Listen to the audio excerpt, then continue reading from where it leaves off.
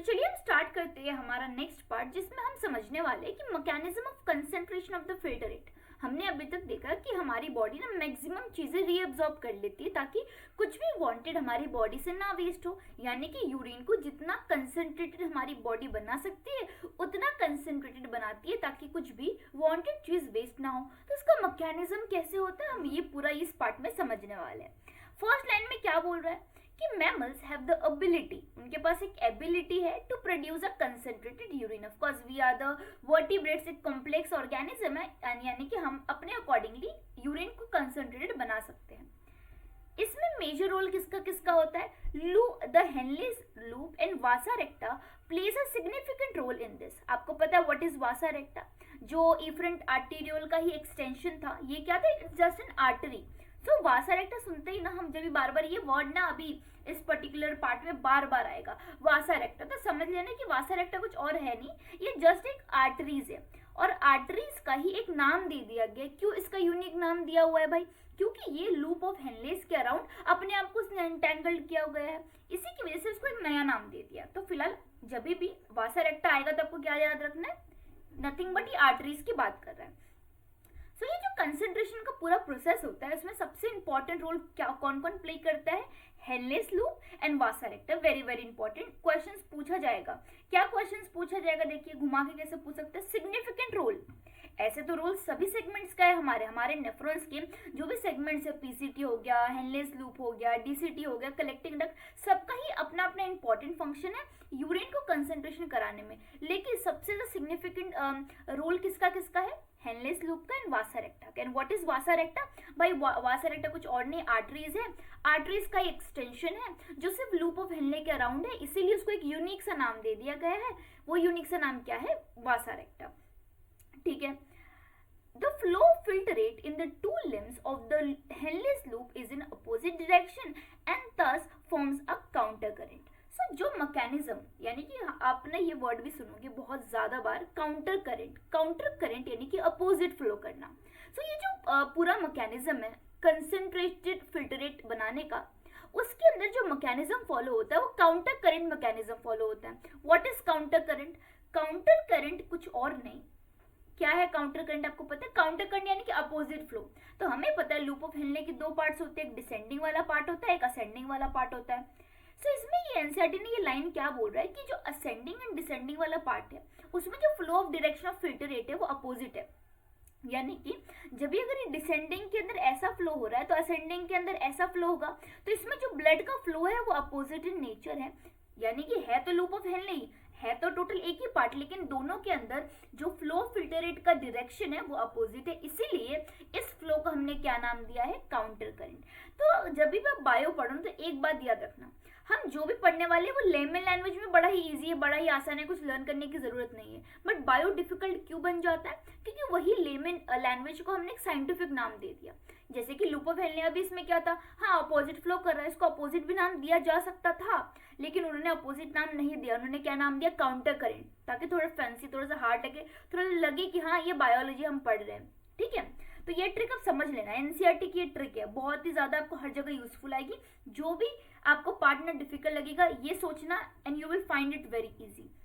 ठीक है, so the flow of blood through the two limbs of vasa रेक्टा। अभी इसके अराउंड हमें पता है कि नर्व फाइबर्स, इसके अराउंड क्या होते हैं? हमारे आर्टरीज भी होते हैं, वो भी एंटैंगल्ड होते हैं, कुछ इस डायरेक्शन में वो एंटैंगल्ड होते हैं।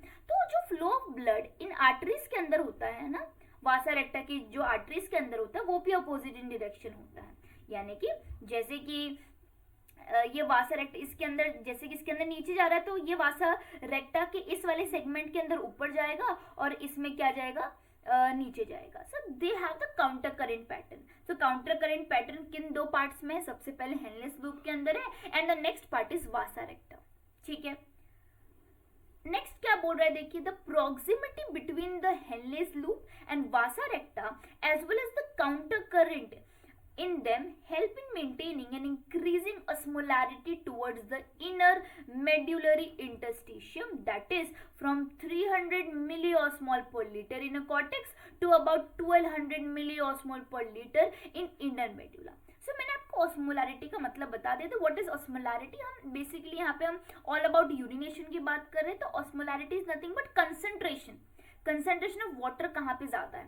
तो अभी फिलहाल इस वाले पार्ट में जहां जहां ऑस्मोलैरिटी आ जाएगा आप समझ रहे ना कंसेंट्रेशन की बात कर रहे हैं। तो इसमें क्या बोला गया देखिए कि प्रॉक्सिमिटी, हमें पता है कि loop of Henley, okay let me draw loop of Henley, ये लूप ऑफ हेनले है हमारा, और उसी के इर्द गिर्द कौन एंटेंगल्ड है भाई, हमारा वासा रेक्टा। वासा रेक्टा क्या है भाई, एक आर्टरीज है, तो ये एंटेंगल्ड है। अभी हमने जस्ट देखा कि लूप ऑफ हेनले के अंदर भी क्या होता है, काउंटर करंट मैकेनिज्म चलते हैं, काउंटर करंट फ्लो चलता है, और वासा रेक्टा के अंदर भी काउंटर करंट फ्लो चलता है। नॉट ओनली दैट, इनके अंदर ना बहुत ही प्रॉक्सिमिटी है। व्हाट इज प्रॉक्सिमिटी, यानी कि जो हेनलेस लूप है एंड जो वासा रेक्टा है वो दोनों बहुत ही क्लोजनेस में है। ये दो रीजन बड़ा ही हेल्पफुल होता है फिल्ट्रेट को कंसंट्रेटेड बनाने के लिए, और वो इतना कंसंट्रेटेड बना देता है कि अगर कॉर्टेक्स में 300 मिली ऑस्मोल कंसंट्रेशन है कॉर्टेक्स के अंदर, तो ये मैकेनिज्म, ये जो काउंटर करंट फ्लो की वजह से और प्रॉक्सिमिटी की वजह से वो 4 टाइम्स कंसंट्रेटेड फिल्ट्रेट को बनाने के लिए यूजफुल हो जाता है। सब देख रहे हो कि मेड्यूला के अंदर 1200 मिली ऑस्मोल पर लीटर कंसंट्रेशन हो जाती है, कहाँ पे, इनर मेड्यूला के अंदर, ठीक है।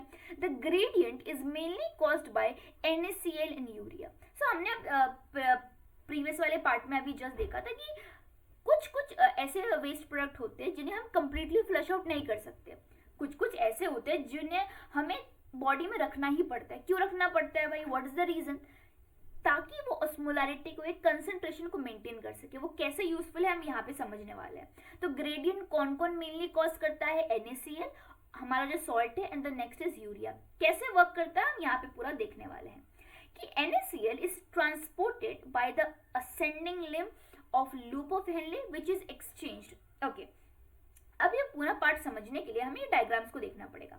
सबसे पहले ये डायग्राम को समझते हैं। तो आप देख रहे हो, हमने अभी देखा कि जो लूप हेनलेस लूप है या लूप ऑफ हेनले है और जो वासा रेक्टा है, वो दोनों एक दूसरे से ऐसा कुछ ऐसा इस वे में जुड़े हुए होते हैं, लेकिन यहाँ पे अलग अलग बताया गया। अगर आप फोकस करेंगे तो वासा रेक्टा को ना इधर से लेके ना थोड़ा शिफ्ट अलग कर दिया। क्यों अलग किया, फॉर अ बेटर अंडरस्टैंडिंग। ऐसा मत समझ लेना कि एक्चुअली में हमारे बॉडी के अंदर भी वासा रेक्टा ऐसा होता है और नेफ्रॉन ऐसा होता है, नहीं। ये जो वासा रेक्टा है नेफ्रॉन के इर्द गिर्द ही एंटेंगल्ड होता है, लेकिन फॉर बेटर अंडरस्टैंडिंग यहाँ पे वासा रेक्टा को अलग बताया गया है और नेफ्रॉन को अलग बताया गया है। यहाँ पे ये जो नंबर्स दिए गए जस्ट रेफरेंस बताने के लिए कि भाई ये NaCl और यूरिया जब साथ में मिल जाए तो कंसंट्रेशन ऑफ फिल्ट्रेट 4 गुना ज्यादा बढ़ सकता है। तो ये बताने के लिए एक नंबरिंग के थ्रू हमें समझाया गया, क्योंकि हमारा ब्रेन ना एक अगर कोई एग्जांपल्स दे दिया जाए तो ज्यादा अंडरस्टैंडिंग डेवलप हो जाती है। अगर आप मुझसे पूछेंगे क्या नंबर्स आएंगे, भाई NCERT और नीट का कोई भरोसा नहीं है, एक बार याद कर लेना क्या है, 3 का तो टेबल है, ठीक है। तो उस तरीके से हमें ये समझ में आ जाएगा। अभी वो लाइन समझने के लिए हमें ये डायग्राम को समझना पड़ेगा, ठीक है। तो ये डायग्राम समझा कि वासा रेक्टा कहाँ पे, पोजीशनिंग क्लियर हुई, ठीक है। अब फर्स्ट लाइन को हम देखते हैं। फर्स्ट लाइन क्या बोल रहा है, अब यहाँ से अंडरस्टैंडिंग को डेवलप करते हैं कि NaCl जो हमारा सॉल्ट है is transported by ascending limb of Henle's loop. Ascending limb ढूंढते हैं हम, तो हमारे पास ये असेंडिंग लिम्ब है, ये क्या करता है, NaCl को ट्रांसपोर्ट करता है, यानी NaCl को एब्जॉर्ब करता है, ठीक है। इतना समझ में आया। किसको ट्रांसपोर्ट करता है, which is exchange with the descending limb of vasa रेक्टा। यानी कि मैंने अभी जस्ट बताया ना कि ये होते तो साथ ही साथ में है, तो ये हमारे पास ना असेंडिंग लिम्ब किसका हो गया, हेनलेस का, हेनलेस लूप का हो गया, लेकिन ये descending limb of vasa recta होगा, right, descending limb of vasa recta होगा। तो यहाँ पे हमारे पास असेंडिंग लिम्ब किसका है, हेनलेस का, और उसके जस्ट प्रॉक्सिमिटी में क्या है, डिसेंडिंग लिम्ब है। किसका डिसेंडिंग लिम्ब है, हमारे पास वासा रेक्टा का। तो जो NaCl, जो वहाँ पे भी NCERT फर्स्ट लाइन बोल रही, जो NaCl ये एब्जॉर्ब करेगा, वो किसको ट्रांसपोर्ट करेगा, ये NaCl वासा रेक्टा को करेगा। तो समझ में आया, ये डायग्रामेटिक रिप्रेजेंटेशन क्लियर हुआ। एक बार मैं आपको और अच्छे तरीके से बता देती हूँ, थोड़ा सा बड़ा डायग्राम बना के, ताकि क्लियरेंस ज्यादा हो पाए, ठीक है। ओके, तो लेट मी ड्रॉ। हम सबसे पहले हम निकालते हैं हेनलेस लूप को। तो ये हमारे पास हेनले लूप्स आ गया, इसकी नेमिंग दे देते हैं। भाई ये कौन सा हो गया, ये असेंडिंग पार्ट हो गया। असेंडिंग को मैं AS से लिख रही हूँ, किसका, हेनलेस का। हेनलेस लूप को मैं HOP लिख लेती हूँ, हेनलेस लूप ऑफ हेनले जो भी है उसको HOP लिख रही हूँ मैं, ठीक है। ये वाला पार्ट क्या हो गया, डिसेंडिंग पार्ट हो गया, किसका, हेनलेस लूप का, HL लिख रही हूँ, ठीक है। उसके क्लोज प्रॉक्सिमिटी में हमारे पास क्या होता है, देखिए हम वासा रेक्टा को भी ड्रॉ कर लेते हैं ऐसा एक्चुअली में होता है ऐसा है, लेकिन हमारे जो एनसीईआरटी है उन्होंने क्या किया, अलग बता दिया। लेकिन हम यहाँ पे एक और डायग्राम बता के अच्छे तरीके से समझते हैं। तो ये कौन सा पार्ट हो गया हमारे पास, ये डिसेंडिंग पार्ट हो गया किसका, वासा रेक्टा का। किसका हो गया, डिसेंडिंग पार्ट वासा रेक्टा का। और ये पार्ट कौन सा हो गया, असेंडिंग पार्ट हो गया। किसका असेंडिंग पार्ट हो गया, वासा रेक्टा का असेंडिंग पार्ट हो गया। Okay, so this is ascending part of vasa रेक्टा। अब ये फर्स्ट लाइन क्या बोल रहा है कि जो NaCl, जो सॉल्ट, हमें पता है कि ये वाला पार्ट परमिएबल किसके लिए, इलेक्ट्रोलाइट के लिए। तो जब ये ओके लेट मी चेंज, जब ये NaCl एब्जॉर्ब करेगा तो ये NaCl तुरंत किसको ट्रांसपोर्ट कर देगा, डिसेंडिंग लिम्ब ऑफ वासा रेक्टा के। सो ये NaCl किसके अंदर आ जाएगा, डिसेंडिंग लिम्ब ऑफ वासा रेक्टा के अंदर आ जाएगा। तो आई होप ये लाइन आपको अच्छी तरीके से क्लियर हो गई। क्या बोल रहा है देखिए कि NaCl जो ट्रांसपोर्ट हुआ है by the ascending limb of vasa रेक्टा, यानी कि जो परमिएबल इलेक्ट्रोलाइट के लिए उसने क्या किया, यूजफुल इलेक्ट्रोलाइट को एब्जॉर्ब किया और उसी के बाद में क्या कर दिया, उसने एक्सचेंज करवा दिया with descending limb of vasa रेक्टा, यानी उसने सेम वही इलेक्ट्रोलाइट डंप कर दिया डिसेंडिंग लिम्ब ऑफ वासा रेक्टा के अंदर। ठीक है, NaCl in return to the interstitium by by the ascending portion of vasa rectum। यानी कि क्या होता है, ये आपको असेंडिंग वाला पार्ट दिख रहा है वासा रेक्टा का, ये असेंडिंग वाला, ये NaCl क्या होता है, ये यहाँ से ट्रैवल करके आता है यहाँ पे आता है और ये NaCl अगेन इंटरस्टिशियम में वो रिटर्न कर देता है। तो समझा आपने क्या किया, असेंडिंग लिम्ब हेनलेस लूप ने NaCl को एब्जॉर्ब किया, उसने ये किसको दिया, descending limb of vasa recta को दिया। वो descending limb of vasa recta ने इसको कैरी किया किसके पास, ascending limb of vasa recta को, और ये ascending limb of vasa recta ने क्या किया, इसको अगेन इंटरस्टिशियम में दे दिया। मेरे हर वर्ड पे ध्यान दीजिए, थोड़ा सा कंफ्यूजन है इसके अंदर, लेकिन डायग्राम से बहुत ही अच्छे तरीके से क्लियर हो रहा है। ठीक है, similarly a small amount of urea, अभी हमने NaCl का काम देख लिया। NaCl क्या कर रहा है भाई, वासा रेक्टा क्या कर रहा है, वासा रेक्टा कुछ और काम नहीं है। बोलते ना कि बहुत सारी चीजें फ्री में मिल रही तो उसको जेब में भर भर के उसको अगेन घर पे पहुंचाने वाला काम कौन कर रहा है, वासा रेक्टा कर रहा है। यानी हमारे पास बहुत भरपूर NaCl मिल रहा है, भरपूर NaCl एब्जॉर्ब हो रहा है, तो वासा रेक्टा क्या करता है, उसको अपने जेब में भरते हुए जाता है और उसको घर पे डंप करते हुए जाता है। यानी यहाँ से वो यहाँ से कलेक्ट करता है, इसके अंदर कलेक्ट करता है, ये ऐसा रूट को फॉलो करता है, देन इंटरस्टिशियम में अगेन डंप कर देता है। अभी हम नेक्स्ट समझते हैं यूरिया के बारे में। हम अभी तक पढ़ते हुए आ रहे हैं कि भाई यूरिया तो हमारे नाइट्रोजनस वेस्ट है, वो तो बॉडी के बाहर होना चाहिए, लेकिन कुछ अमाउंट में बॉडी के अंदर भी होना चाहिए। क्यों होना चाहिए, ये समझते हैं कि similarly small amount of urea enter the thin segment of ascending limb. अभी सिमिलरली असेंडिंग लिम्ब किसका, हेनलेस लूप का, which is transported back to the interstitium by the collecting duct. अभी यहाँ पे वासा रेक्टा का काम खत्म हो गया, अब किसका काम आएगा, यूरिया और कलेक्टिंग डक्ट का। यानी यहाँ पे भी असेंडिंग लिम्ब होता है लूप ऑफ हेनले का। सो हम वापस यहाँ पे बनाते हैं, यहाँ पे हमारे पास क्या हो गया, हेनलेस लूप हो गया, और हमें पता है हेनलेस लूप कंटिन्यू करता है DCT में, देन यहाँ पे कलेक्टिंग डक्ट होता है। ठीक है, this is the collecting duct ये। सो हमने देखा कि यूरिया रीअब्सॉर्ब कहाँ से होता है, कलेक्टिंग डक्ट से होता है। तो जब यूरिया कलेक्टिंग डक्ट से रीअब्सॉर्ब होता है, ये यूरिया रीअब्सॉर्ब होने के बाद कहाँ जाता है, ascending limb of Henle's loop के अंदर। तो ये असेंडिंग वाला पार्ट हो गया, इसके अंदर यूरिया चला जाता है। The above described transport of substances facilitated by the special arrangement of Henle's loop and vasa recta is called as counter current mechanism। यही देन लेन के मैकेनिज्म को हमने क्या नाम दिया, काउंटर करंट मैकेनिज्म दिया। वापस समझते हैं यूरिया से। ठीक है, तो यूरिया क्या बोल रहा है कि यूरिया ने एंटर किया thin limb of ascending, thin किसके limb, ascending limb of loop of Henle के अंदर उसने ट्रांसपोर्ट बैक किया। ठीक है, अभी इसी मैकेनिज्म को जैसे कि हमने NaCl का ट्रांसपोर्टेशन समझा, हमने यूरिया का ट्रांसपोर्टेशन समझा, इसी मैकेनिज्म को हमने क्या नाम दिया, काउंटर करंट मैकेनिज्म दिया। काउंटर करंट देख रहे थे, काउंटर करंट मैकेनिज्म ऐसा कुछ खास है नहीं। हमने पहले वाले ये this is the example number 1। Example number 1 से क्या समझा कि भाई NaCl ज्यादा से ज्यादा एब्जॉर्ब हो, ज्यादा से ज्यादा घर के अंदर आए, तो क्या कर रहा है, वासा रेक्टा एक बोलते हैं ना जिसके पास बहुत सारी पॉकेट्स है, वो पॉकेट्स के अंदर NaCl लेके आ रहा है, अपने घर के अंदर डंप कर रहा है। सिमिलरली हमने सेकंड वाले एग्जांपल से क्या समझा कि कलेक्टिंग डक्ट जो बेसिकली यूरिया को एक्सक्रीट आउट करते हैं, लेकिन some amount of urea important होता है ताकि मेंटेनेंस हो पाए। ताकि आयनिक, फ्लूइड, पीएच ये सब मेंटेनेंस हो पाए, इसलिए कुछ अमाउंट ऑफ यूरिया रीएब्जॉर्ब हो जाता है। तो कुछ अमाउंट ऑफ यूरिया इंटरस्टिशियम में रह जाता है, इंटरस्टिशियल स्पेस में रह जाता है, और कुछ amount of urea ascending limb के अंदर चला जाता है। ठीक है, this mechanism helps to maintain the concentration, यानी कि ये जो हमने जितना मैकेनिज्म समझा ये क्यों इंपॉर्टेंट है, ताकि मेड्यूलरी इंटरस्टिशियम के अंदर कोई भी डिसबैलेंस ना हो पाए। सो देखिए, काउंटर करंट मैकेनिज्म लोगों को समझ में नहीं आता, तो इन शॉर्ट अगर मैं समराइज करूँ तो काउंटर करंट मैकेनिज्म ऐसा कुछ खास है नहीं, देन लेन है। किसका देन लेन है? NaCl इन यूरिया का। बस वही सी देन लेन को हमने एक नाम दे दिया गया, नया नाम, जिसके अंदर कोई रिलेशन ही नहीं बैठ रहा है, लेकिन हाँ नाम देना था तो दे दिया। क्या नाम दिया?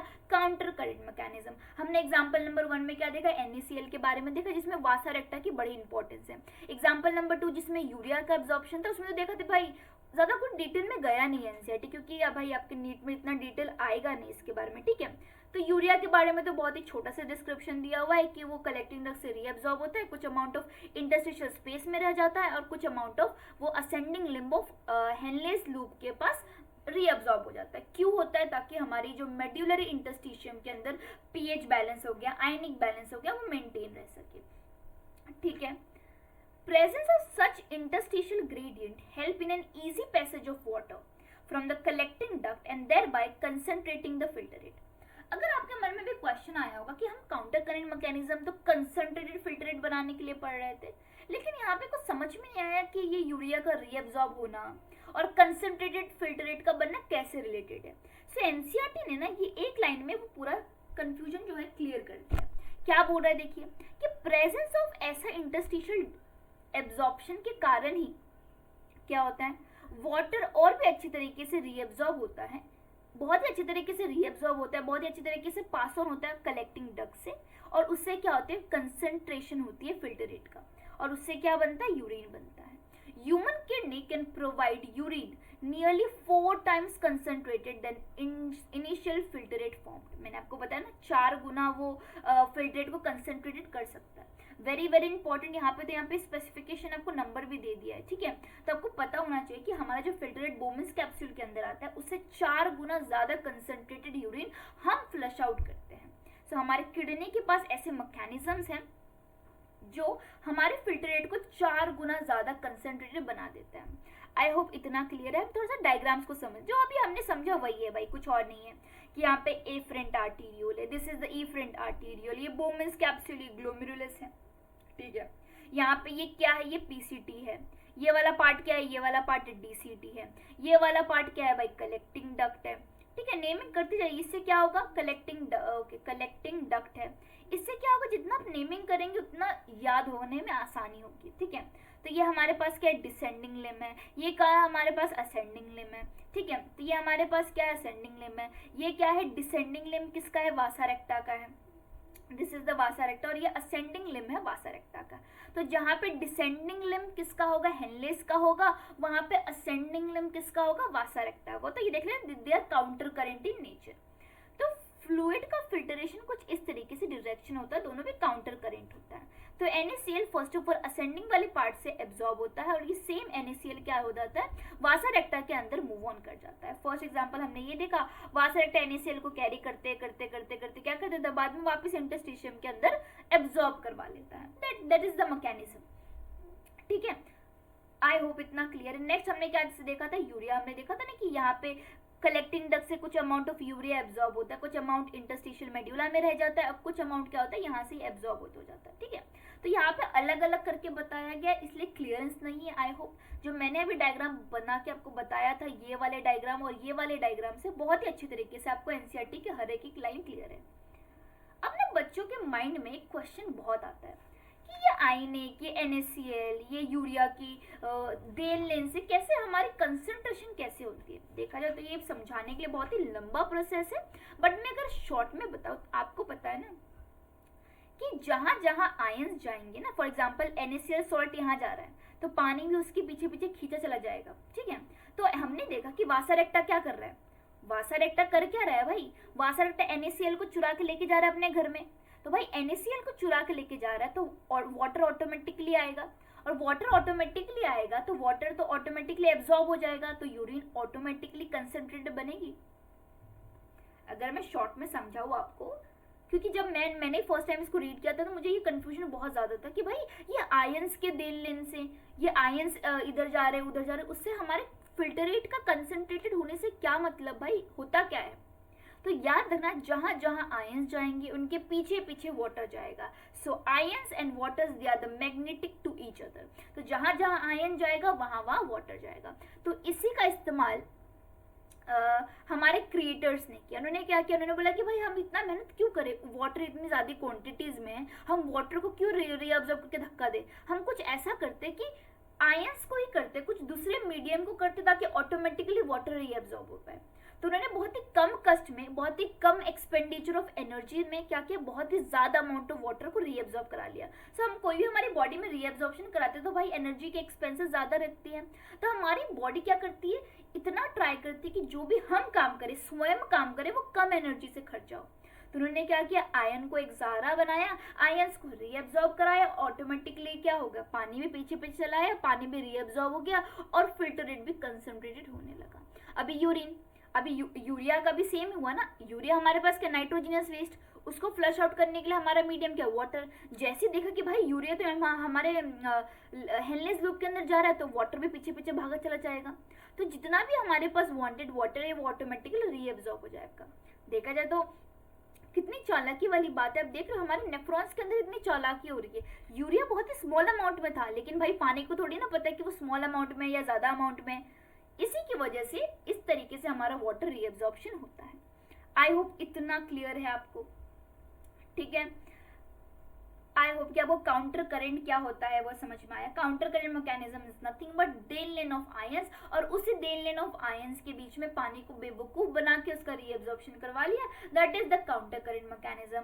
काउंटर करंट मैकेनिज्म और counter current flow very very important. लोग हमेशा इसमें गलती करते हैं, पूछा रहता है काउंटर करंट फ्लो किस में होता है, वो किसी और का नाम ले लेते हैं। तो देख लेना कि क्वेश्चन में क्या पूछा है, क्वेश्चन में काउंटर करंट फ्लो पूछा है या काउंटर करंट मैकेनिज्म के बारे में पूछा है, ठीक है। अभी हम समझते हैं कि regulation of kidney function. Kidney को कौन रेगुलेट करता है भाई, किडनी के अंदर इतनी सारी प्रोसेसेस है, तो उनका कोई रेगुलेटिंग बॉडीज तो होगा, कोई ऐसा एक बंदा होगा जो उसे सबको रेगुलेट कर रहा होगा, ठीक है। कौन करता है भाई, जो कौन है ये नेफ्रॉन्स को इतनी चालाक बड़ी बुद्धि देता है कि आयंस की हेल्प लेके उसने पानी को ऑब्जर्व करा लिया, ठीक है। देखते कौन है वो। The functioning of kidney is efficiently monitored and regulated by hormonal feedback mechanism involving hypothalamus, JGA and to a certain extent heart. Very very important, ये लाइन ना किसी को याद नहीं रहता है कि हमारे किडनी को ना हार्मोन से रेगुलेट करते हैं। ये हार्मोन्स कहाँ के होते हैं, हाइपोथैलेमस के हार्मोन होते हैं, ब्रेन के अंदर पाया जाता है। हाइपोथैलेमस क्या है, कहाँ पे प्रेजेंट होता है, दिखता कैसे, नेक्स्ट चैप्टर न्यूरल कंट्रोल से में कुछ कुछ हम समझ लेंगे इसके बारे में, फिलहाल नाम याद रखिए, ठीक है। JGA सेल्स हमने देखा था, कुछ मॉडिफाइड सेल्स थे। इवन तो हार्ट, लोग यहाँ तक आके उनको ना यही याद रखता है, उनको ये शॉकिंग वाला याद ही नहीं होता है कि भाई हार्ट भी क्या करता है, हमारे किडनी को बहुत हद तक रेगुलेट करवाने की कोशिश करता है। So, जो भी ऑस्मो रिसेप्टर्स होते हैं, यानी व्हाट इज ऑस्मो रिसेप्टर्स, भाई ये ऑस्मो रिसेप्टर्स ऐसे सेल्स होते हैं जो सेंसिटिविटी को रिसेप्ट कर लेते हैं कि हमारे बॉडी में ये चेंजेस हुआ है। उस चेंजेस को ऑफकोर्स एनी चेंजेस, एनी कोई भी डिसबैलेंस क्रिएट होता है, उसे डिसबैलेंस को ये डिटेक्ट करते हैं। फिर ग्रुप ऑफ सेल्स जो डिटेक्ट करते हैं कि भाई यहाँ पे कुछ चेंजेस हुआ है फ्लूइड के अंदर। So osmolarity in a body are activated by the changes in the blood volume, blood की वॉल्यूम में कुछ चेंजेस हुआ है उसमें देख लेते हैं, या बॉडी फ्लूइड वॉल्यूम या आयनिक कंसंट्रेशन में कोई भी चेंजेस आता है। Of course when we are, for example जब हम डिहाइड्रेटेड होते हैं तो हमारे अंदर आयनिक कंसंट्रेशन, हमारे पास जो बॉडी की वॉल्यूम होती है, बॉडी की फ्लूइड होती है, उसमें चेंजेस आता है। देन जैसे ही चेंजेस आता है ये ऑस्मो रिसेप्टर डिटेक्ट कर लेता है हमारे ब्रेन को। तो ये ब्रेन क्या करता है, सिग्नल भेजता है कलेक्टिंग डक्ट को कि भाई और भी ज्यादा पानी रीअब्सॉर्ब करो, ठीक है। इसी की वजह से यहाँ पे देखो आगे और एग्जांपल दिया हुआ है कि an excessive loss of fluid from the body, जैसे कि यहाँ पे मैंने डिहाइड्रेशन का लिया था, फॉर एग्जांपल आपने बहुत पानी पी लिया एक दिन, तो ऑफकोर्स बहुत ज्यादा लॉस होगा वाटर का। तो जैसे ही बॉडी के अंदर बहुत ही एक्टिव, कभी कभार फॉर एग्जांपल कोई डिसफंक्शनिंग हो गई और बहुत ज्यादा फ्लूइड हमारी बॉडी से लॉस हो रहा है, these receptors will stimulate the hypothalamus to release antidiuretic hormone। तो जैसे देखा हमारी बॉडी से कोई फ्लूइड बहुत ज़्यादा तेज़ी से लॉस हो रहा है, फॉर एग्जांपल आपकी बॉडी में कट लग गया और ये ब्लीडिंग हो ही जा रही है, यानी कि बॉडी वॉल्यूम या बॉडी फ्लूइड ऑफकोर्स डिसबैलेंस हो रहा है। तो क्या करेगा, हाइपोथैलेमस फटाक से क्या करेगा, सिग्नल भेजेगा किसके पास, जो हमारी जो ये जो ऑस्मोल रिसेप्टर्स है वो सिग्नल भेजेगा हाइपोथैलेमस के पास, और ये हाइपोथैलेमस एक हार्मोन रिलीज करता है। ये हार्मोन होता है एंटी डाययूरेटिक हार्मोन, जिसका एक और ऑल्टरनेटिव नाम दिया है वेसोप्रेसिन, फ्रॉम द न्यूरोहाइपोफाइसिस। फिलहाल के लिए आप समझ लो कि जो हमारे हाइपोथैलेमस उसके दो पार्ट्स होते हैं, ऐसा कुछ हाइपोथैलेमस होता है। Okay, late me draw it properly. So hypothalamus ना कुछ ऐसा दो पार्ट्स में दिखने को मिलता है, adeno hypophysis and neuro hypophysis. वो हम आगे वाले चैप्टर में पढ़ने वाले थे। फिलहाल अगर आप ये नहीं भी अभी ध्यान देंगे तो आगे वाले चैप्टर न्यूरल के अंदर, हार्मोन्स के अंदर हम समझने वाले हैं कि पर्टिकुलरली एंटी डाययूरेटिक हार्मोन कहाँ से रिलीज होता है। लेकिन हाँ, यहाँ का फंक्शन, वहाँ उस चीज़ का फंक्शन यहाँ पे स्पेसिफाई किया गया है, तो फिलहाल के लिए आपको याद रखना पड़ेगा कि जो एंटी डाययूरेटिक हार्मोन है क्या करता है, वाटर को रीअब्सॉर्ब कराता है। जैसे मैंने बोला कि भाई बहुत ज्यादा क्या हो रहा है, फ्लूइड लॉस हो रहा है, लेकिन फ्लूइड लॉस को हमें बचाना है, राइट। तो ये एडीएच क्या करता है, वाटर रीअब्सॉर्प्शन को from the latter part of tubules and thereby preventing diuresis. तो देखो, बॉडी लॉसेस के, एक्सेसिव लॉस का बहुत सारे कारण हो सकते हैं। आपने बहुत ज़्यादा पानी पिया हो, या आपके कोई ब्लीडिंग हो रही है, कट विट लग गया हो, यानी कि बॉडी फ्लूइड के अंदर ऑल्टरेशन हुआ है, या कुछ भी चीज़ें चेंजेस होती है, तो ऑस्मो रिसेप्टर्स डिटेक्ट कर लेते हैं। और ये ऑस्मो रिसेप्टर्स क्या करते हैं, सिग्नलिंग भेजते हैं किसको, हाइपोथैलेमस को। हमारा जो हाइपोथैलेमस है, एक ये हार्मोन रिलीज करता है एडिनो हाइपोफाइसिस। फिलहाल के लिए आप याद रख ले दीजिए, इसका शॉर्ट फॉर्म एडीएच है। इसका एक और ऑल्टरनेटिव नाम है वेसोप्रेसिन। कहाँ से रिलीज होता है, न्यूरो हाइपोफाइसिस के अंदर। This is a part of hypothalamus. हम आगे जाके समझने वाले हैं कि हाइपोथैलेमस के दो पार्ट्स है, adeno hypophysis and neuro hypophysis. फिलहाल आपके लिए वो अभी इंपॉर्टेंट नहीं है, ठीक है। ये एडीएच, ये हार्मोन करता क्या है, लेटर पार्ट यानी कि कलेक्टिंग डक्ट, डीसीटी के पास ये सिग्नलिंग भेजता है। सिग्नलिंग भेज के क्या करता है, वाटर को रीअब्सॉर्ब कराता है कि भाई हमारे बॉडी से ऑलरेडी बहुत सारा फ्लूइड जा चुका है, अब हम और जाने नहीं दे सकते, तो रीअब्सॉर्प्शन का सिग्नलिंग देता है। और इससे क्या होता है, diuresis. What is diuresis, diuresis होता है कि बहुत ज्यादा एक्सेसिव पानी का लॉस होना, उससे प्रिवेंट करते हैं इस मैकेनिज्म के थ्रू। आई होप इतना क्लियर है, ठीक है। An increase in the body fluid, यानी कि समझिए बॉडी फ्लूइड के अंदर इंक्रीज हुआ है, can switch off the osmo receptors and suppress the ADH. यानी कि बॉडी फ्लूइड के अंदर आपने बहुत एक्सेसिवली पानी पी लिया, तो बहुत ही ज्यादा एक्सेसिवली अगर आपने पानी पी लिया हो, तो भाई वो एक्सेसिव वाटर को तो हम स्टोर करके नहीं रह सकते। उस वक्त क्या होगा, osmo receptors automatically switch off हो जाएंगे, क्योंकि यहाँ पे तो बॉडी चाहेगा कि बहुत ज्यादा पानी फ्लश आउट हो सके। एंड इसी की वजह से क्या होगा, एडीएच ऑटोमेटिकली सप्रेस हो जाएगा, यानी कि एडीएच काम करना बंद कर देगा, रिलीज होना ही बंद हो जाएगा। Release to complete the feedback. ADH can also affect kidney functions by its constrictory effect on blood vessels. This causes an increase in the blood pressure. An increase in blood pressure can increase the glomerular blood flow and thereby the GFR. हमने देखा था कि बोमेंस capsule है, बोमेंस capsule के अंदर glomerulus है, this is the tuft of artery, artery का गुच्छा रखा गया। हमने ये देखा था कि व्हाट इज जीएफआर, जीएफआर के नहीं कितना अमाउंट ऑफ फिल्टरेट बोमेंस कैप्सूल के अंदर जा रहा है, वो किस पे डिपेंडेंट था, किस प्रेशर से ब्लड फ्लो आ रहा है, किस प्रेशर से जो हमारे पास जो ब्लड है वो इस एफरेंट एंड इफरेंट आर्टेरियोल के अंदर आ रहा है, उसके ऊपर टोटली डिपेंड करता है। एडीएच का दो काम है, सबसे पहले तो वो सिग्नलिंग देता है किसके पास, डीसीटी एंड कलेक्टिंग डक्ट के पास, और उसका एक और काम है, बोलते बाई प्रोडक्ट वाला काम, ये ना जो हमारे पास आर्टरीज को कंस्ट्रक्ट कर देता है, उसको और नैरो बना देता है। ऑफ कोर्स कोई भी चीज, जैसे कि वायर है, तो कोई भी चीज को अगर हम नैरो करेंगे तो उसके अंदर जो ब्लड का फ्लो है, उसका प्रेशर इंक्रीज हो जाएगा। तो जैसे ही एडीएच काम करता है, वो सिग्नलिंग डीसीटी और कलेक्टिंग डक्ट को तो देता ही है, साथ ही साथ क्या करता है, वैसो कंस्ट्रिक्टर की तरह भी काम करता है। उसका एक और इफेक्ट है कंस्ट्रिक्टरी इफेक्ट है। उससे क्या होता है कि ब्लड वेसल छोटे हो जाते हैं, और छोटे होने के कारण ब्लड प्रेशर इंक्रीज हो जाता है, और जैसे ही ब्लड प्रेशर इंक्रीज होता है तो जीएफआर ऑटोमेटिकली बढ़ जाता है। सो एडीएच के दो काम है, यानी सबसे पहले तो वो रीअब्जॉर्प्शन कराता है और द अमाउंट ऑफ फिल्टरेट को भी इंक्रीज करवाता है। सो मैं देखा है तो फिलहाल कुछ इसमें है नहीं, वापस से हम रिवाइज कर लेते हैं कि हमने इसमें क्या क्या पढ़ा, ठीक है। हमने ये देखा कि अगर हमारे बॉडी के अंदर कोई भी चेंजेस आते हैं, हमने देखा कि हमारी बॉडी तभी भी रिस्पॉन्ड करती होती है, राइट। ऐसे नहीं कि वो कम्प्लीटली स्विच ऑफ होकर एकदम अजीब पड़ी हुई होती, नहीं, हमने कभी पानी ज़्यादा पिया कम पिया उस हिसाब से हमारी बॉडी क्या है ना, समझदार है, समझ जाती है और अपने अंदर कुछ मैकेनिज्म करती है। क्या करती है भाई, हम तो बहुत ही क्यूरियोसिटीज पीपल है, तो हमें जानना है कि कैसे मैकेनिज्म होता है। तो दो सिचुएशंस के अंदर एक्सप्लेन किया गया है कि व्हाट इफ अगर हमने बहुत ही कम पानी पिया एंड व्हाट इफ हमने बहुत ज़्यादा पानी पिया। तो हम नेक्स्ट सबसे पहले समझते हैं कि हमने व्हाट इफ हमने बहुत सारा पानी पी लिया, वी आर जस्ट ड्रिंकिंग। आपने देखा होगा जब आप बहुत ज़्यादा पानी पीते हो तो यूरिनेशन भी बहुत ज़्यादा होती है। इसका रीज़न क्या है कि अपने बॉडी में बहुत ज़्यादा पानी पी लिया, यानी कि ब्लड वॉल्यूम बहुत ज़्यादा बढ़ गया, तो बॉडी चाहेगी कि जो एक्सेसिव अमाउंट ऑफ वाटर वो रिलीज आउट हो जाए। इसका मतलब हमारे पास जो ADH है, जो देखता होता है कि भाई ज़्यादा अमाउंट ऑफ वाटर बाहर ना चला जाए, लेकिन इस बार तो वो चाहता है कि बाहर जाए, तो वो ऑटोमेटिकली स्विच ऑफ हो जाएगा और क्या होगा, वो चाहेगा कि भाई जल्दी जल्दी फ्लश आउट हो सके और ADH भी अपना काम करना बंद कर देगा। ठीक है, व्हाट इफ अगर केस उल्टा हो जाए, अगर हमारे पास ना बॉडी फ्लूइड के अंदर एक्सेसिव लॉस हो जाएगा, यानी कि डिहाइड्रेशन की कंडीशन हो, यानी कि excessive loss of body fluid हो रहा है, कि द ब्लीडिंग हो रही है। डिहाइड्रेशन के बहुत सारे कॉजेज हो सकते हैं।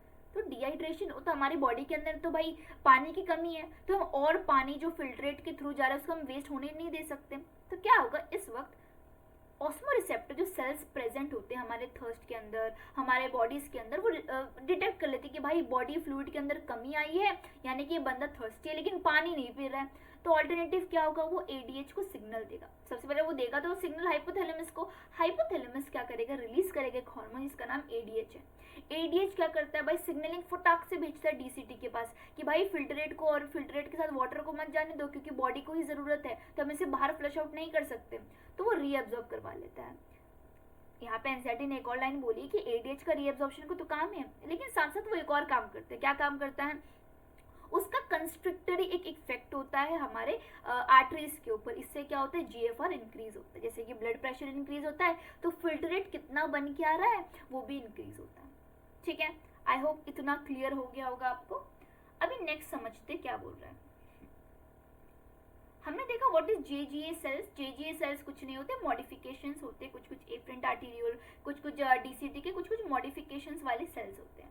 तो जो JGA play a complex regulatory role, ठीक है, यानी कि JGA सेल्स क्या करते हैं, एक बहुत ही इंपॉर्टेंट रोल को प्ले करता है। A fall in the glomerular blood flow या ग्लोमेरुलर ब्लड प्रेशर या GFR कैन एक्टिवेट। हमने ये तो पार्ट ऊपर समझा ही था, लेकिन इसको और भी डीपर साइड में एक्सप्लेन किया गया कि जो ये हमारे पास बोमेंस कैप्सूल है, बोमेंस कैप्सूल को जब भी हमने बनाया और यहाँ पे हमारे पास ग्लोमेरुलस है, ठीक है, यानी कि यहाँ पे हमारे पास टफ्ट ऑफ कैपिलरीज है, कैपिलरीज का गुच्छा है जहाँ से ब्लड फ्लो करता है और ब्लड फ्लो की प्रेशर की वजह से यहाँ पे फिल्टरेट बनता है और यहाँ पे क्या होता है, फिल्टरेट आता है। व्हाट इफ अगर ऐसा कंडीशन आएगा कि ब्लड प्रेशर लो हो गया तो ऑफकोर्स फिल्टरेट कम हो जाएगा, फिल्टरेट कम होगा तो भाई यूरिनेशन बहुत ही ज़्यादा कम हो जाएगा, तो हम फिल्टरेट को कम होने नहीं दे सकते। तो जैसे ही फिल्टरेट कम होता है, यहाँ के कुछ मॉडिफाइड सेल्स, और मैंने आपको स्ट्रक्चर अगर मैं कंप्लीट करूँ तो ये हमारे पास ये आ गया, हमारे पास लूप ऑफ हेनले आ गया, या हमारे पास PCT आ गई, हमारे पास कुछ कलेक्टिंग डक्ट्स आ गए, कुछ ऐसा निर्माण होता है, राइट, कुछ ऐसा ही बनता है। Okay, let me complete this. Loop of Henley, ये DCT, ये कलेक्टिंग डक्ट्स यहाँ पे बन रहा है, ठीक है। तो जैसे ही इस फिल्टरेट के अंदर कमी आती है, यहाँ के कुछ सेल्स या PCT के DCT के कुछ सेल्स क्या करते हैं, डिटेक्ट कर लेते हैं। तो यहाँ के जो सेल्स जो डिटेक्ट करते हैं उन्हें हम JGA सेल्स बोलते हैं। इसमें हम ऑस्मोरिसेप्टर्स नहीं बोलते, JGA सेल्स बोलते हैं। तो ये JGA सेल्स डिटेक्ट करते हैं कि भाई अभी तो फिल्टरेट के अंदर कमी आ गई। ये JGA सेल्स क्या करते हैं, इसके अंदर जो GG सेल्स होता है उनको रिलीज करवाती है रेनिन। अगर आपका डाइजेशन और ऑब्जॉर्प्शन अभी होता है ना, तो आपके अंदर बहुत ही ज़्यादा कन्फ्यूजन होता है कि दो रेनिन, एक ये रेनिन भी होता है, ये एंजाइम होता है जो बेसिकली लैक्टोज ये सबको डिग्रेड करने में हेल्पफुल होता है, लेकिन ये सिंगल एन वाला एन है। तो याद रखना, सिंगल एन वाला एन क्या होता है, ये एक हार्मोन होता है और ये एक एंजाइम होता है। Make sure that you remember this, क्योंकि भाई ऑप्शंस में कंफ्यूज करने के लिए देते हैं। एनसीईआरटी में तो भाई अगर कंफ्यूजन जहाँ पे भी है, क्वेश्चंस वहीं है, ठीक है। तो यहाँ पे सिंगल एन वाला रेनिन जो एक हार्मोन होता है, तो जेजी सेल्स रिमूव करता है, ठीक है। तो ये पूरे मैकेनिज्म को JGA प्ले बोलते हैं, ठीक है। तो यहाँ के जो जेजी सेल्स होते हैं, जक्स्टा ग्लोमेरुलर सेल्स होते हैं, वो रिलीज करता है रेनिन। अभी रेनिन क्या करता है, ओके, अभी रेनिन क्या करता है, पूरा मैकेनिज्म सबसे यहाँ पे हमें डायग्रामेटिक फॉर्म में इसको कन्वर्ट करना पड़ेगा, क्योंकि बहुत सारी ये कैस्केड प्रोसेस है। व्हाट आर कैस्केड प्रोसेस, एक के बाद एक, मतलब एक की सिग्नलिंग की वजह से दूसरा काम करेगा, ठीक है, तो उस तरीके से काम करता है।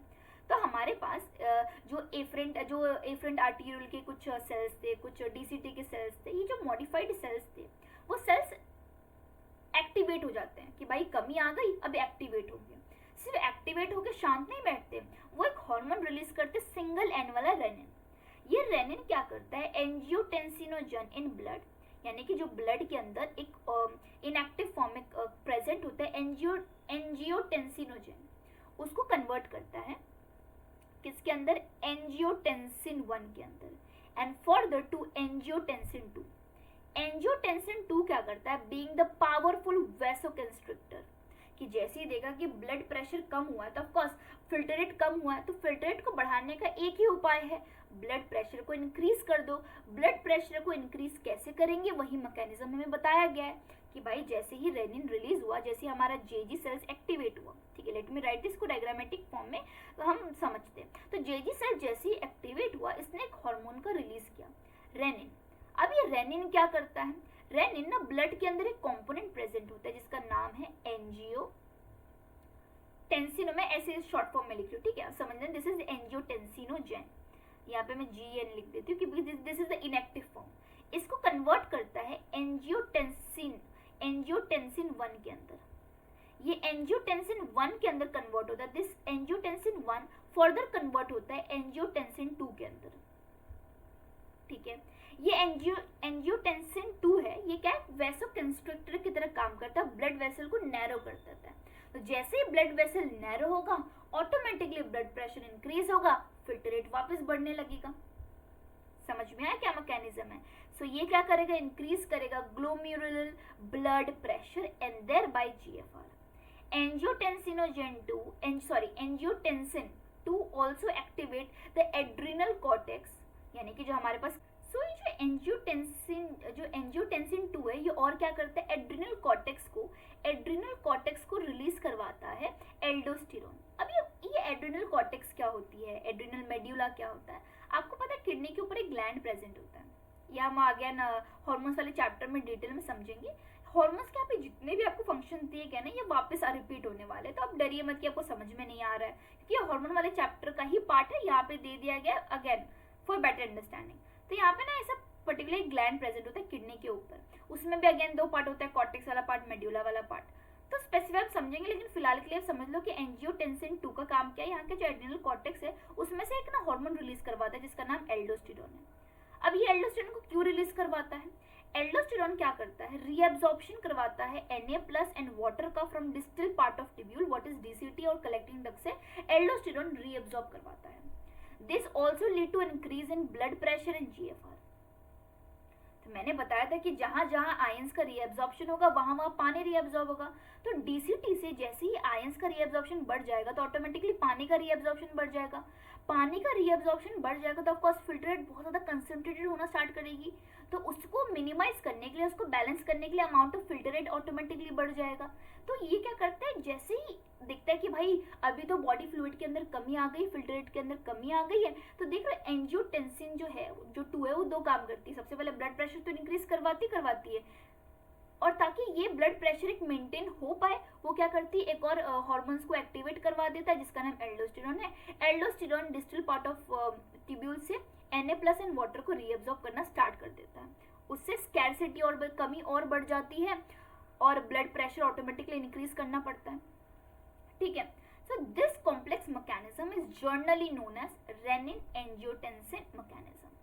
ये जो मैकेनिज्म है कि GFR के अंदर कमी आई, वो किस तरीके से वो टैकल करते हैं, उस पूरे मैकेनिज्म को हम रेनिन, सिंगल एन वाला रेनिन एंजियोटेंसिन मैकेनिज्म बोलते हैं। आपने देखा इसका एल्डोस्टेरोन को रिलीज करवाने का रीजन क्या था, कि जैसे ही वो एल्डोस्टेरोन को रिलीज करवाया उसने, स्कैरसिटी बढ़ गई, भाई पानी के फिल्ट्रेट के अंदर पानी की, ऐसा नहीं कि हम बिल्कुल भी पानी हम फ्लश आउट नहीं कर सकते, नहीं भाई कुछ अमाउंट ऑफ पानी फ्लश आउट करना पड़ेगा, लेकिन जैसे ही एल्डोस्टेरोन ने एक्टिवेट किया, उसने रीअब्जॉर्प्शन ऑफ Na और वाटर को बढ़ा दिया, तो इससे क्या हो गया, बॉडी को एक सिग्नल मिला ना कि भाई अभी तो और भी ज्यादा कमी हो रही है, तो हमें ब्लड, जो हमारे पास ब्लड प्रेशर, उसको और इंक्रीज कराने में ऑटोमेटिकली बॉडी भी हमारी सपोर्ट करता है। तो एंजियोटेंसिन है ना, बड़ा ही चालाक है। उसने अपना काम तो किया लेकिन बॉडी से भी काम करवाया। बोलते ना लेफ्ट रूट लेके, सीधे तरीके से नहीं, उल्टे तरीके से। भाई इसका भी मैकेनिज्म बड़ा ही इंटरेस्टिंग है। अभी हमने एक वर्ड पढ़ा था कि हार्ट भी ना बहुत इंपॉर्टेंट रोल प्ले करता है हमारे किडनीज को मॉडरेट करवाने के लिए, रेगुलेट करवाने के लिए। कैसे, वो इस लाइन में दिया गया है। Can increase in the blood flow of atria of a heart can cause the release of atrial natriuretic factor। भाई ऐसा भी तो हो सकता है कभी कभार हमारा ब्लड प्रेशर इतना बढ़ जाए, बहुत ज़्यादा ही बढ़ जाए। तो भाई अगर इतना ज़्यादा ब्लड प्रेशर किडनी के पास जाएगा तो आर्टरीज फट सकते हैं, हमारे पास जो बोमेंस कैप्सूल उसके अंदर डैमेज हो सकती है। तो इतना हाई वाला जो ब्लड प्रेशर है उसको बोलते ना फिल्ट्रेट बना ही नहीं सकते उसका, तो उसमें रेस्क्यू आता है हमारे हार्ट के अंदर। तो भाई जैसे ही देखा जाए कि हार्ट को पता चलता है कि भाई अभी ना हमारे पास जो ब्लड प्रेशर है वो ऑटोमेटिकली बढ़ गया है, क्योंकि हार्ट पंप जो करता है ऑफकोर्स हार्ट पंप तो हार्ट ही करेगा, जो ब्लड है वो पंप हार्ट ही करेगा। वो हार्ट को पता चल जाता है कि अभी तो भाई इंक्रीज हुआ है हमारे ब्लड प्रेशर के अंदर, तो वो एक ना हार्मोन रिलीज करता है। उसका उस हार्मोन का क्या नाम है, एट्रियल नेट्रियूरेटिक फैक्टर। ये ANF जिसका फुल फॉर्म है एट्रियल नेट्रियूरेटिक फैक्टर, वो क्या करता है, वेसोडाइलेशन करता है। यानी कि देखा गया कि भाई ब्लड प्रेशर बढ़ गया है तो ब्लड प्रेशर को कम करने का क्या है भाई, जो आर्टरीज है उसको डायलेट कर दो, उसको क्या कर दो, फैला दो। So dilation of blood vessel and thereby decreases the blood pressure. ANF mechanism and thereafter act as a check on renin-angiotensin mechanism। ये लास्ट लाइन ना बड़ा ही इंपॉर्टेंट है। क्यों इंपॉर्टेंट है, पूछा जाएगा कि कौन चेक रखता है कि रेनिन और एंजियोटेंसिन जो मैकेनिज्म है वो सही तरीके से चल रहा है, दैट इज ANF। ANF ये बोलते हैं ना एक निगरानी रखने वाला है, क्योंकि ANF क्या करता है, वैसोडाइलेशन करता है, और हमारे पास रेनिन एंजियोटेंसिनोजन क्या करता है भाई, वो ब्लड प्रेशर बढ़ाने का काम करता है। ये ऐसा ना हो कि ये जो हमारे पास रेनिन और एंजियोटेंसिन जो मैकेनिज्म है वो एकदम ज़्यादा ना बढ़ा दे, उसका भी तो भाई देखभाल रखना पड़ेगा ना। वो कौन रखता है, हमारे पास ANF रखता है।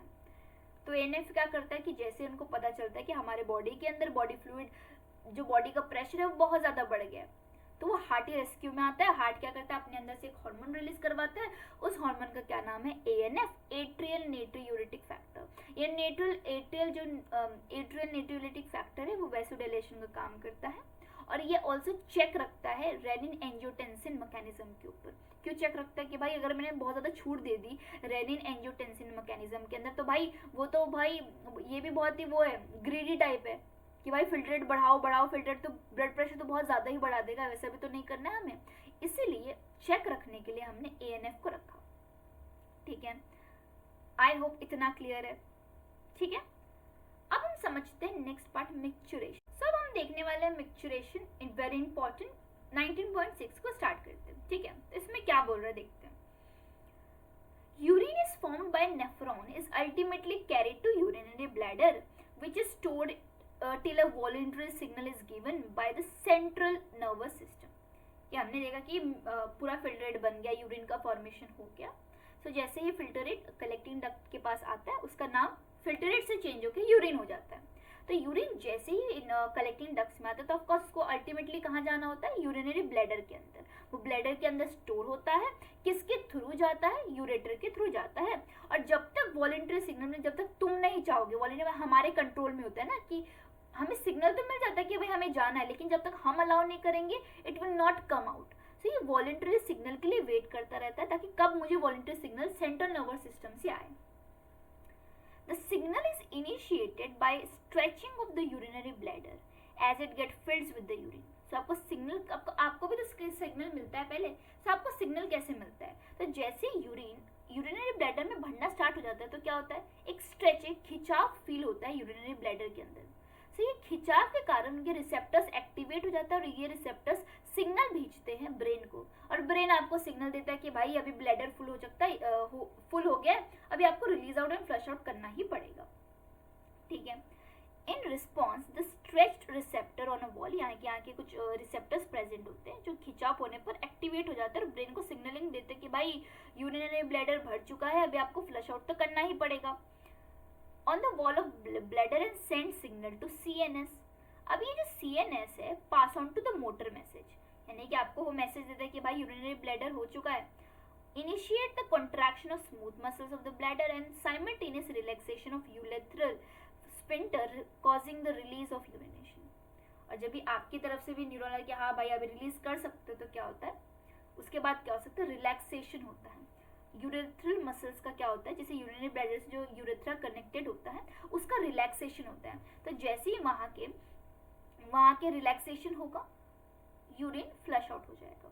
ठीक है। So the process of release of urine is called as micturition. यानी कि जो प्रोसेस होता है कि यूरिन निकलने का, that process is called as micturition and the renal mechanism causing it is called as micturition reflex. यानी कि हमें पता चलता है कि भाई हमें यूरिनेशन अभी जाना है, जो रिफ्लेक्स हमारे पास आया उस रिफ्लेक्स को हम क्या बोलते हैं, मिक्चुरेशन रिफ्लेक्स। देखा, अब देख रहे हो मतलब बायो का करतूत, अब देख रहे हो कि है तो रिलीज ऑफ यूरिनेशन ही, लेकिन उसको एक नया नाम दे दिया मिक्चुरेशन। और हमें पता चला कि हमें यूरिनेशन जाना है, उस रिफ्लेक्स को हमने एक नया नाम दे दिया मिक्चुरेशन रिफ्लेक्स। सो देख रहे हो, तो हार्ड एंड फास्ट कुछ रूल है ही नहीं इसके अंदर, सिर्फ कॉम्प्लिकेटेड बनाने के लिए इसने एक अलग अलग नाम दे दिया। An adult human excrete on an average of 1 to 1.5 litre urine per day. यानी कि एक नॉर्मल ह्यूमन एडल्ट की बात करेंगे तो कितना यूरिन पर डे वो रिलीज करता है, 1 से लेके 1.5 लीटर, जो नॉर्मली करना चाहिए। अभी यूरिन के बारे में कुछ डिस्क्रिप्शन दिया हुआ है, एंड आई होप कि मिक्चुरेशन क्या है समझ में आ गया होगा। What is micturition? It is the process of release of urine. And what is micturition reflex? कि हमें पता चल गया कि भाई हमें यूरिनेशन अभी जाना है, दैट रिफ्लेक्स हम क्या बोलते हैं, उस रिफ्लेक्स को हम मिक्चुरेशन रिफ्लेक्स बोलते हैं। एक एडल्ट ह्यूमन कितना यूरिनेशन मतलब कितना urine per day release out कर सकता है, 1 से लेके 1.5 लीटर तक। अभी यूरिन स्लाइटली येलोइश कलर्ड होता है, वाटरी फ्लूइड होता है। भाई ये तो भाई वेरी जर्नल नॉलेज, बट हाँ पता होना चाहिए, क्वेश्चन पूछा जा सकता है। स्लाइटली एसिडिक होता है, पीएच स्पेसिफाई किया गया है तो ऑफकोर्स याद करना पड़ेगा कि उसका पीएच 6 होता है। और उसके पास एक कैरेक्टरिस्टिक स्मेल होती है, ऑर्डर प्रेजेंट होता है। On an average 25 to 30 gram of urea is excreted out per day. यानी कि जो 1.1 से लेके 1.5 लीटर्स यूरिन है उसके अंदर यूरिया कंटेंट कितना होता है, 25 टू लेके 30 ग्राम ऑफ यूरिया हर एक दिन एक्सक्रीट आउट होता है। Various condition can affect the characteristic of urine. ये तो जर्नलाइज टर्म दे दिया है हमने कि भाई ये उसका स्लाइटली एसिडिक होता है, ये पर्टिकुलर कलर होता है, लेकिन बहुत सारी कंडीशंस के ऊपर डिपेंड करता है। ठीक है। सो कोई भी कंडीशन क्या कर सकता है, हमारे यूरिन के जो कैरेक्टरिस्टिक फीचर्स है चेंज कर सकता है। नॉट ओनली दैट, लेकिन analysis of urine help in clinical diagnosis of many metabolic disorders as well as malfunctioning of a kidney. कि हम ना यूरिन के सैंपल्स को टेस्ट करके बहुत सारे डिजीजेस का पता कर सकते हैं। नॉट ओनली डिजीजेस, लेकिन हम ये भी पता कर सकते हैं कि भाई किडनी सही से वर्क कर रहा है कि नहीं कर रहा है। सो किडनी की भी कुछ अगर माल फंक्शनिंग हो रही है तो उसे भी डायग्नोस कर सकते हैं, और कुछ क्लिनिकल कंडीशन है उसे भी डायग्नोस कर सकते हैं। फॉर एग्जाम्पल के लिए भी दे दिया। ऑफकोर्स हमें तो समझ में नहीं आएगा कि भाई कैसे यूरिन की हेल्प से हम कैसे कर सकते हैं, तो एनसीईआरटी भी भाई हमें बहुत अच्छे तरीके से समझ चुका है। तो उसने एक एग्जाम्पल दिया कि प्रेजेंस ऑफ ग्लूकोज, कि हमने यूरिन सैंपल को टेस्ट किया, हमें देखा कि भाई यूरिन सैंपल के अंदर ना ग्लूकोज अमाउंट बहुत ज़्यादा हो गया, तो ऑफकोर्स आपको क्या प्रॉब्लम होगी कि ग्लाइकोसूरिया हो गया है। या तो हमें पता चला कि ये जो सैंपल है यूरिन का उसके अंदर कीटोन बॉडी बहुत ज़्यादा हो गई है, तो ऑफकोर्स क्यूटिनोरिया हो गया। In urine are the indicative of diabetes mellitus. What is diabetes mellitus? वही डायबिटीज होना, शुगर की प्रॉब्लम। सो अगर ये दोनों चीज़ें हमारे यूरिन के अंदर देखने को मिल गई तो हमें पता चल सकता है कि डायबिटीज मिलाइटिस हो गया। डायबिटीज मिलाइटिस कुछ नहीं, शुगर को ही एक साइंटिफिक टर्म में अगर हमने बोला गया तो डायबिटीज मिलाइटिस बोला गया। यहाँ पे स्पेसिफाइड डायबिटीज भी बोलते तो हमें समझ में आ जाता, राइट। लेकिन अभी आप नेक्स्ट चैप्टर में कौन नाम पढ़ोगे, डायबिटीज इंसिपिडिस। उसमें क्या होता है, एक्सेसिव यूरिनेशन हो जाता है, एक्सेसिव वाटर का लॉस हो जाता है, वो भी डायबिटीज के अंदर ही आता है। बट यहाँ पे हम किसकी स्पेसिफिकेशन कर रहे हैं, शुगर वाली डायबिटीज की कर रहे हैं। तो हमने अगर यूरिन एनालिसिस के अंदर हमें ग्लूकोज मिला या कीटोन बॉडीज मिली तो हम इंडिकेट कर सकते हैं कि उसको डायबिटीज मिलाइटिस हो गया। So can you imagine, so NCERT आपको बताने की कोशिश कर रहा है कि वो इंपॉर्टेंस ऑफ यूरिन, यूरिनेशन के अंदर क्या क्या कैरेक्टरिस्टिक फीचर्स होते हैं। आपको जर्नलाइज दे दिया कि अगर डेविएशन हो रहा है आपके यूरिनेशन में तो भाई कुछ ना कुछ क्लिनिकल प्रॉब्लम है, ताकि जल्दी से जल्दी डायग्नोस हो सके। ठीक है, आई होप इतना क्लियर है। भाई ऐसा कुछ है नहीं इसके अंदर, याद करने वाली चीज़ है। जो नॉर्मल डेज है, जो हम human physiology is all about relating. अगर आप रिलेट कर रहे हो तो याद भी बहुत वक्त तक होगा और समझ भी सब कुछ आएगा। ठीक है, ओके। अब हम समझते हैं 19.7 roles of other organ in excretion.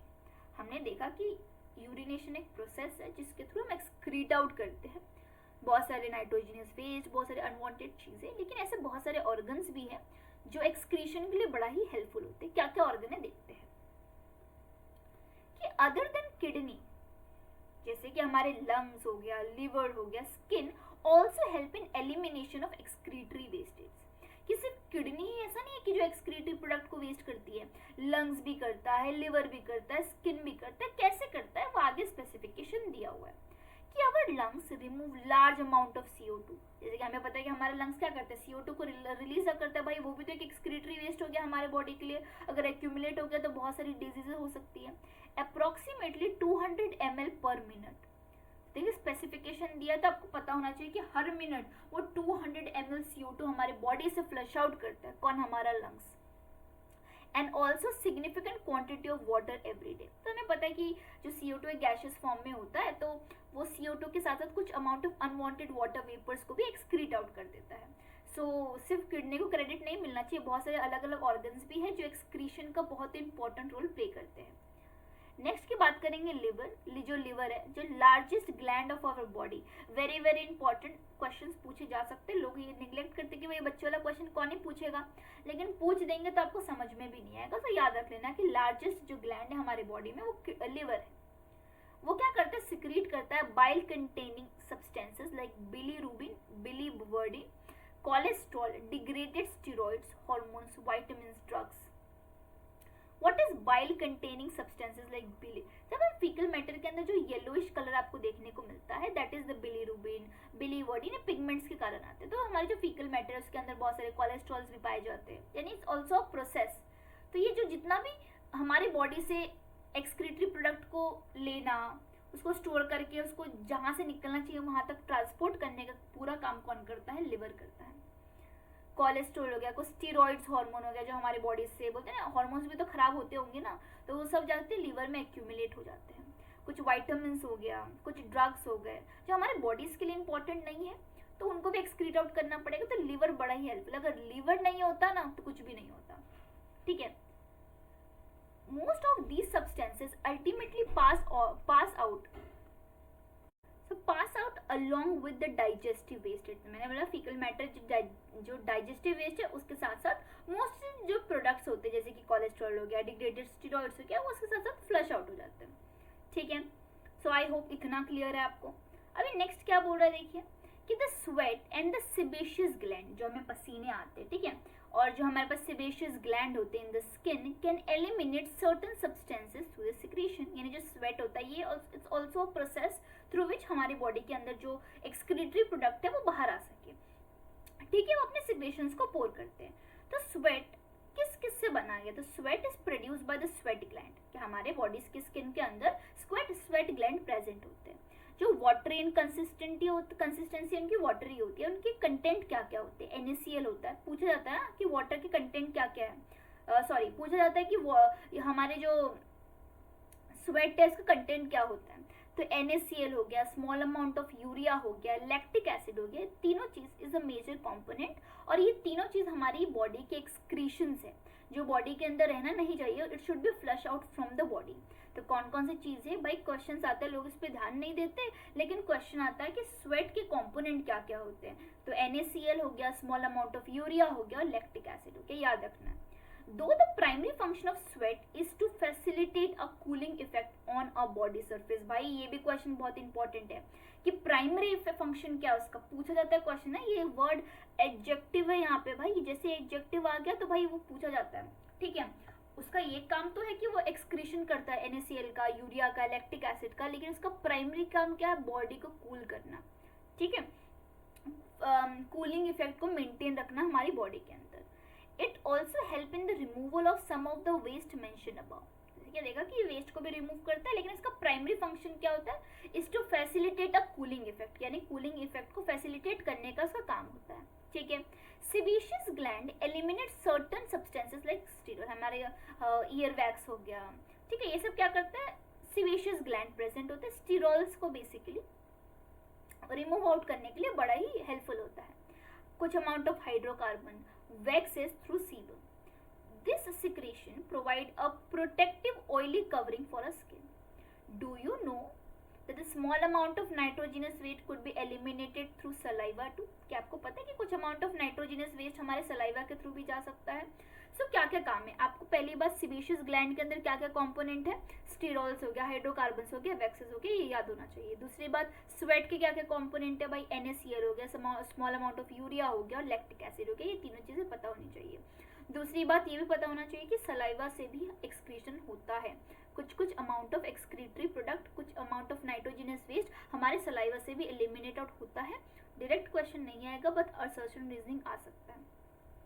ठीक है, आई होप ये समझ में आ गया कि अदर ऑर्गन्स कैसे फंक्शन करते हैं.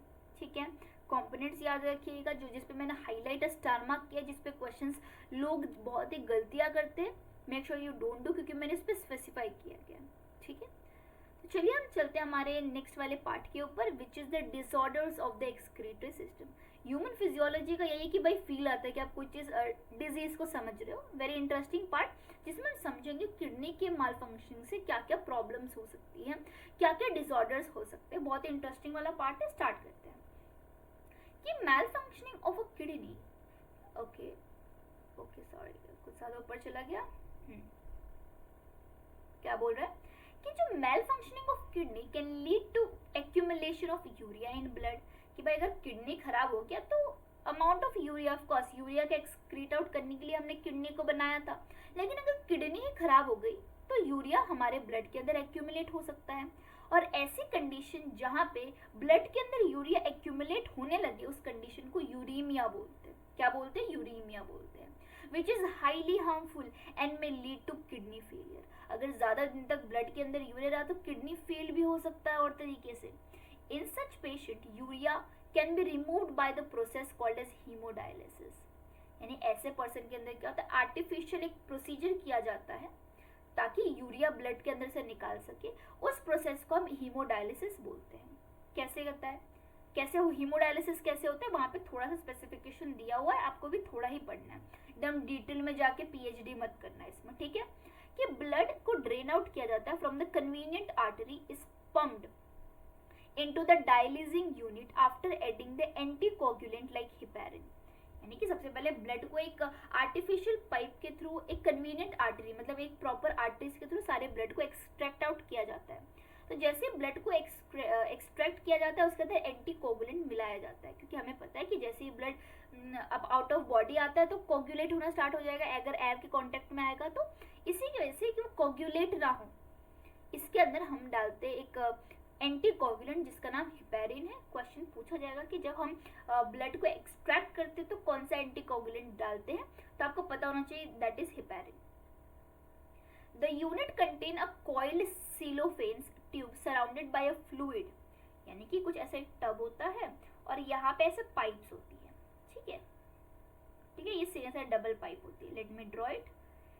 और ऐसी ये पाइप्स को हम क्या बोलते हैं, this pipe is called as cellophanes tube बोलते हैं. ठीक है, this is nothing but a cellophane tube. ठीक है, और ये सेलोफेन ट्यूब के आगे ना ऐसा फ्लूइड भरा हुआ होता है. ठीक है, तो यहाँ से यहाँ पे भाई एक बॉडी है, यहाँ पे बंदा बी है, यहाँ की कन्वीनियंट आर्टरी से क्या क्या सारे ब्लड को हमने सेलोफेन ट्यूब के अंदर एक्यूमुलेट करवा लिया. उसके अंदर क्या डाल दिया, सबसे पहले हमने हेपारिन डाल दिया एंटीकोगुलेंट.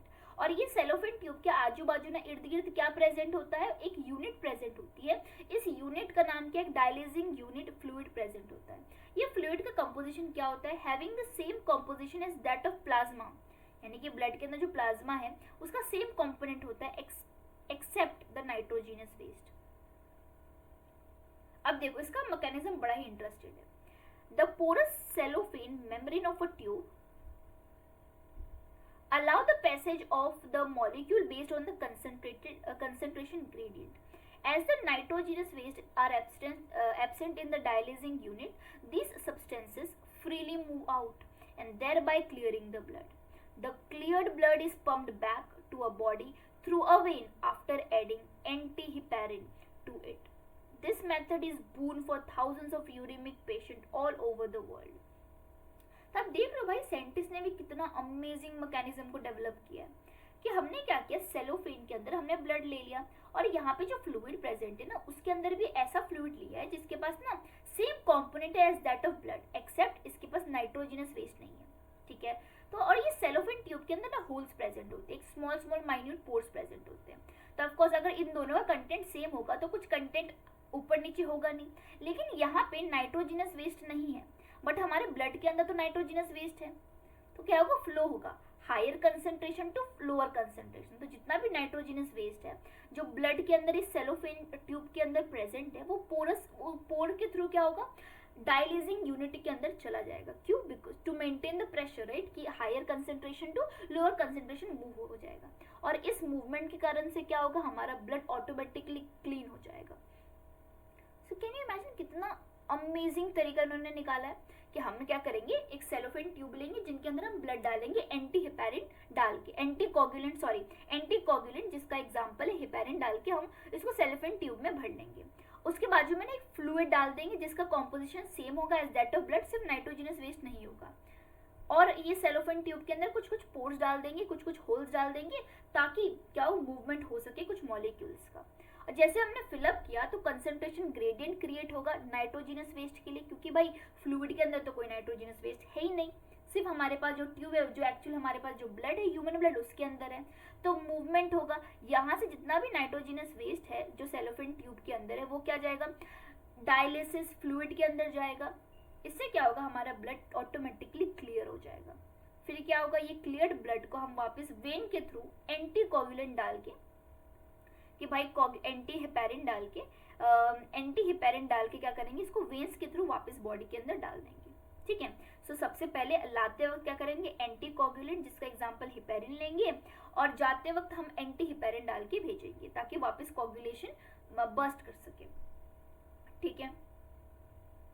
अब क्या बोल रहा है, देखिए, kidney transplantation is the ultimate method in the correction of acute renal failure.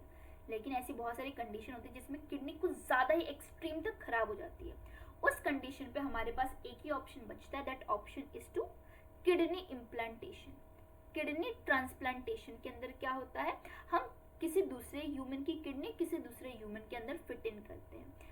ये कब किया जाता है, ये एक्सट्रीम केस के अंदर, एक्सट्रीम रीनल फेलियर केस के अंदर किया जाता है, ठीक है। A functioning kidney is used in the transplantation from a donor, preferably a close relative से लिया जाता है, to minimize its chances of rejection by immune system of a host।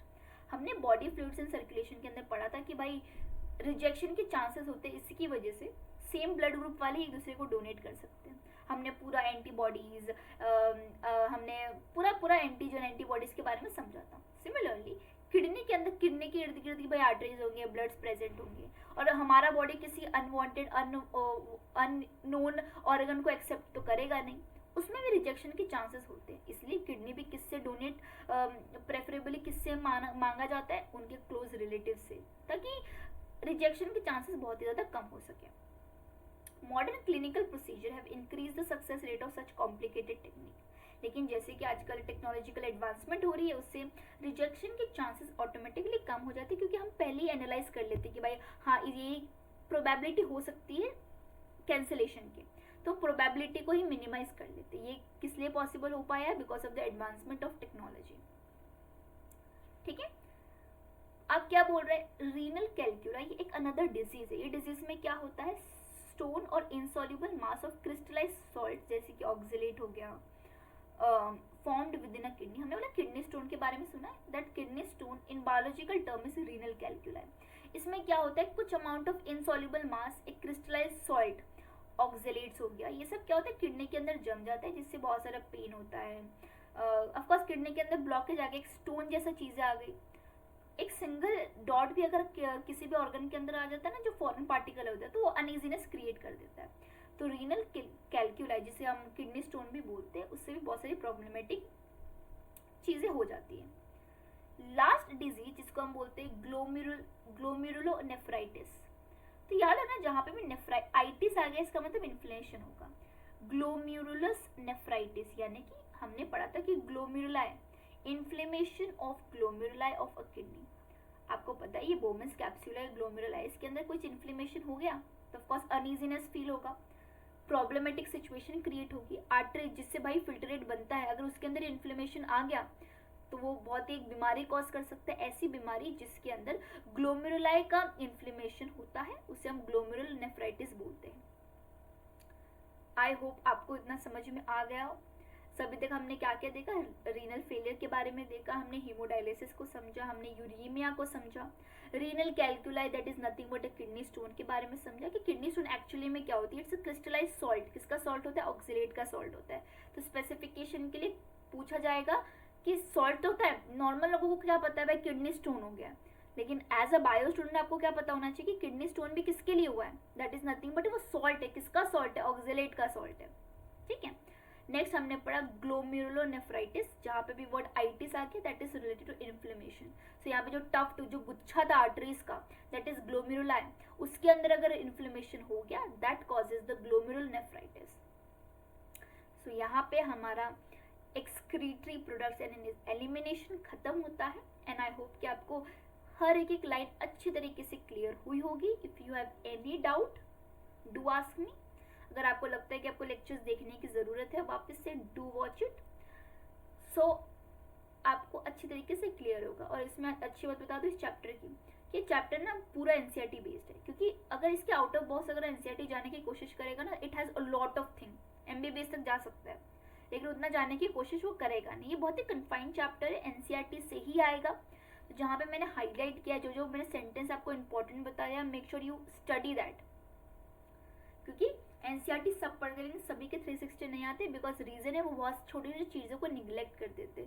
Don't do that. और क्या क्या निगलेक्ट करते मैंने आपको लेक्चर के दौरान ही बताया, तो make sure that you focus on that. ठीक है, अगर कोई बात नहीं समझा डू आस्क मी, मैं वापस आपको समझा दूंगी। बट आपको लगता है कि आपको लेक्चर वापस देखना, make sure that you do it. So meet you in the next video with again an amazing chapter देखने वाले। So meet you in the next video, till then bye bye.